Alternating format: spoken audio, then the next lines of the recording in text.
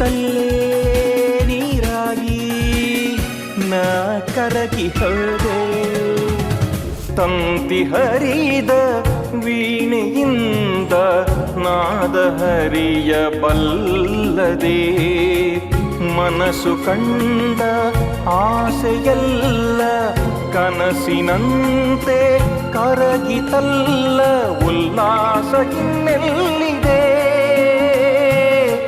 Body ಹೋದ ಬಳ್ಳಿಯಿಂದ ಹೂವರಳಬಲ್ಲದೆ.